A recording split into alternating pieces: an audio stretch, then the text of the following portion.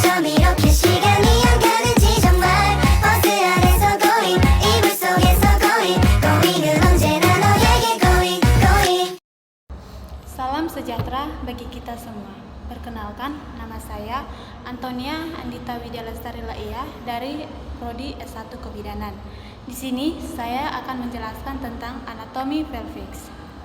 Perlu kita ketahui, pelviks dibagi menjadi 3 tulang besar, yaitu os coxae, os sacrum, dan os coxigis. Yang pertama, os coxae. Pada os coxae terdapat juga 3 tulang, yaitu os ilium, os ischium, dan os pubis. Os ilium, ini os ilium. Pada os ilium terdapat tulang yang berbentuk lempengan yang mengarah ke dalam abdomen, yang disebut dengan fossa iliaca. Ini fossa iliaca, atau disebut dengan tempat melekatnya usus. Dan di atas fossa iliaca terdapat tulang yang berbentuk seperti huruf S yang disebut dengan crista iliaca. Crista iliaca ini.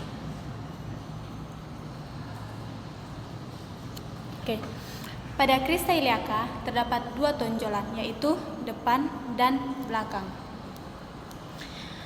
Di bagian depan terdapat sias dan CI.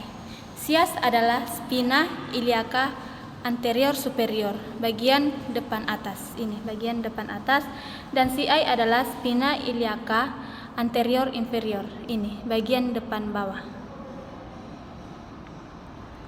Dan di bagian belakang terdapat sips dan sipi, yang dimana sips itu adalah spina iliaca posterior superior. Ini yang dimana artinya bagian belakang atas. Dan terdapat sipi, spina iliaca posterior inferior. Ini yang dimana bagian belakang bawah. Ini. Yang menghubungkan antara os ilium dengan os ischium yang disebut dengan acetabulum. Acetabulum ini bentuknya seperti mangkok ini, yang berfungsi sebagai tempat melekatnya caput-caput femoris ini. Acetabulum. Masuk kita ke os ischium. Pada os ischium terdapat 2 tajuk tajam yang disebut dengan spina ischiadica. Ini spina ischiadica. Ini spina ischiadica. Tajuk tajam yang mengarah ke dalam. Ini.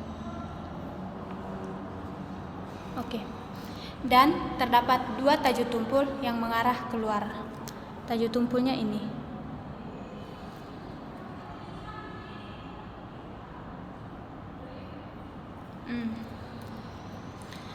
Dan yang menghubungkan antara os ischium dengan os pubis disebut dengan foramen abduratorium. Ini abduratorium yang dia dimana berfungsi sebagai tempat keluar masuknya serabut-serabut saraf. Ini. Masuk kita ke os pubis. Os pubis dibagi menjadi 2, yaitu os pubis kanan dan kiri. Yang dimana tulang yang menghubungkan antara os pubis kanan dan kiri disebut dengan symphysis pubis. Ini symphysis pubis.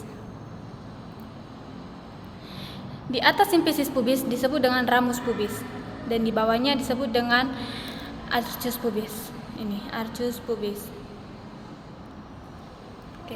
Yang kedua, masuk kita ke os sacrum. Os sacrum adalah tulang yang berbentuk segitiga terbalik ini, yang dimana puncaknya berada di bagian bawah,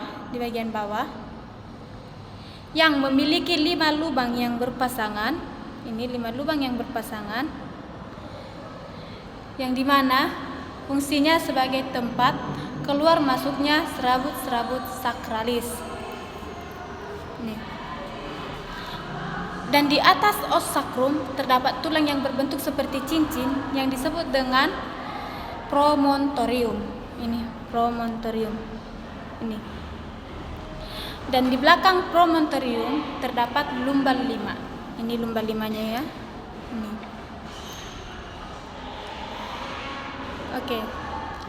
Yang terakhir, os coxigis. Os coxigis ini adalah tulang yang berbentuk segitiga terbalik yang dimana puncaknya berada di bagian bawah, yang memiliki 5 ruas yang bersifat mobile atau dapat bergerak bebas, yang dimana peranan oskosigi ini sangat penting dalam proses persalinan. Demikianlah penjelasan tentang anatomi pelviks dari saya. Semoga bermanfaat bagi kita semua. Terima kasih.